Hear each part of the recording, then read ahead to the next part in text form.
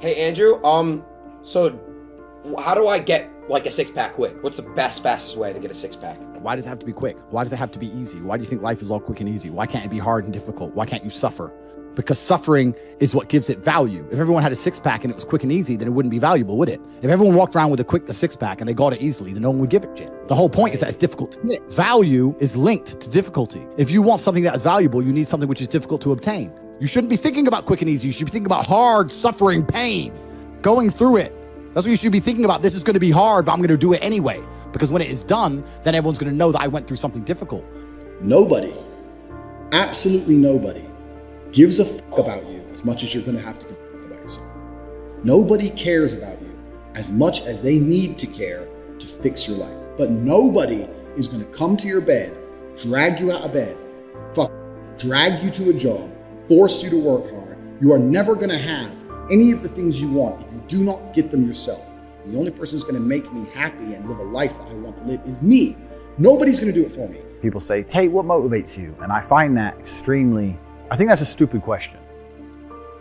I was a 4-time kickboxing world champion. For 12 years, I trained 5 hours a day, 6 days a week.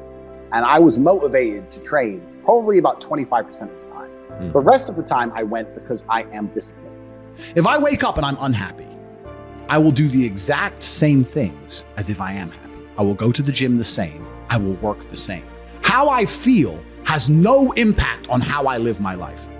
We're grown-ups and we have responsibilities and we have problems and we have pressure, and you don't necessarily have to be happy to perform, and happiness will come at the end of the performance anyway.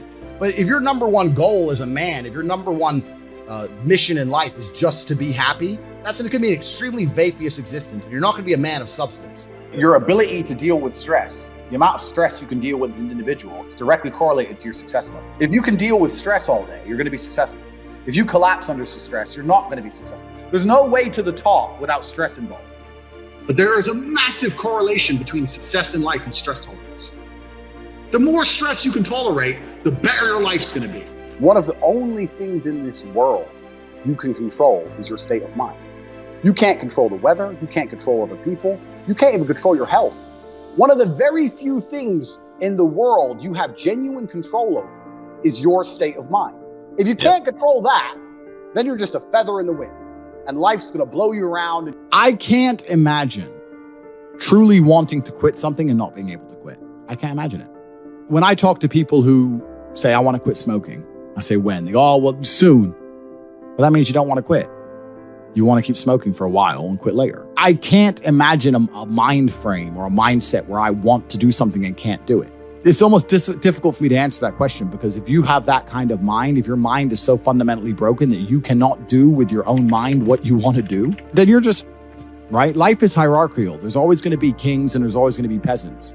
If you have a mind that you can't control, then you're never going to be a king. You're going to be a peasant. That's your life. You have a peasant's life ahead of you, and that's your destiny. Enjoy, right? There's always been peasants. That's life. But I believe that the most important thing you can do as a man is to gain control of your mind. Once you have control of your mind, life is so ridiculously easy. People say to me, Tate, you're in good shape. All you do is drink vodka and travel the world. You're never even home. You never even have a gym. How do you do it? It's ridiculously easy if you control your mind. If I decide to do 1,000 push-ups, I'll do them.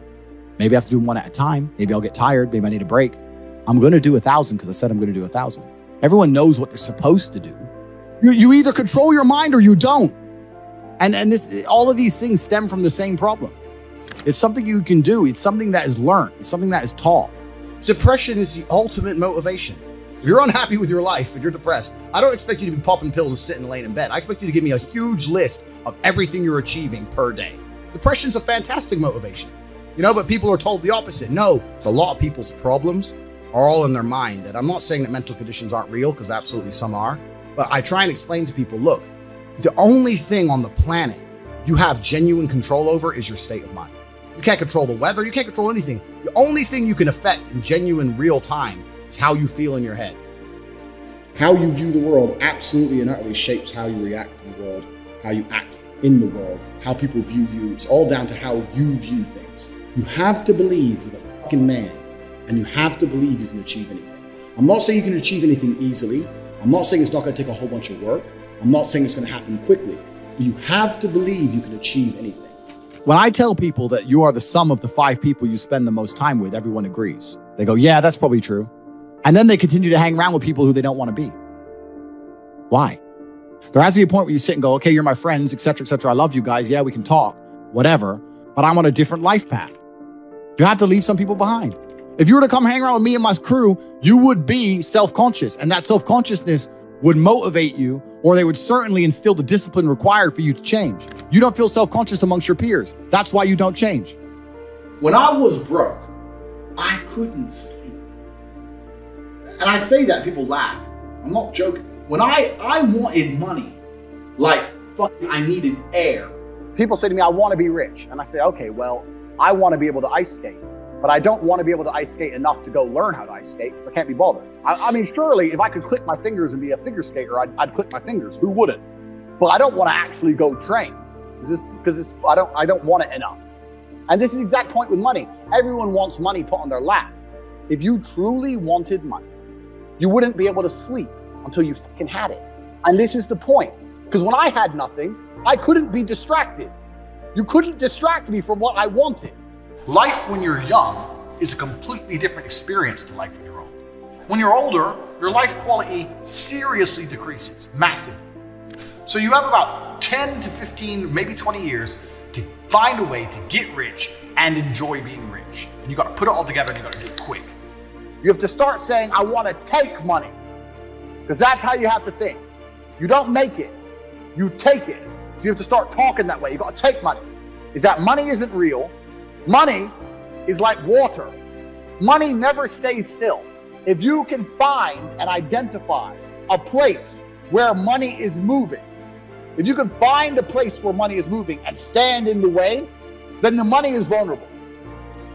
Problem is with the people out here, everyone has a dream, but not many people have a plan. A good plan today is better than a perfect plan tomorrow. You got to do something. You got to do something fast. Yeah. You're just sitting around talking about it and hoping for things to get better.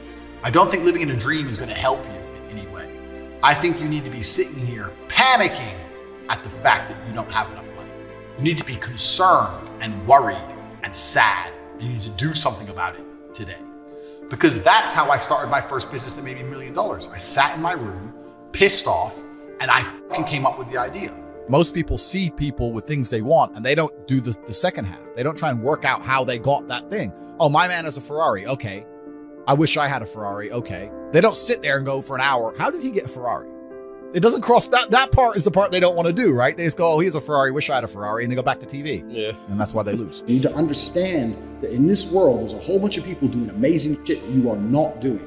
And that needs to piss you off. Because if it pisses you off, you become motivated all of a sudden. You need to be annoyed, and I'm telling you to be angry. Anger is a fantastic force. You take that anger and you direct it in the correct direction. And listen, you may feel fired up for 10 minutes after this little talk, but you're not going to feel fired up forever. You need to put systems in place. You need to get discipline. You need to get an atmosphere of people around you who are going to keep you accountable and not make it easy for you to continue to be a fucking nobody. And then you're going to fix your life. Otherwise, you're going to stay a nobody. If you were genuinely pissed off about your situation, you would not need me to motivate you. You would motivate your fucking self, and you would do something to change it yourself. Motivation isn't real. Everyone says this. Motivation is not real. Discipline's real. I do not feel like training, but I still train because I'm a disciplined individual. You don't get to go through life only doing the things you feel like doing.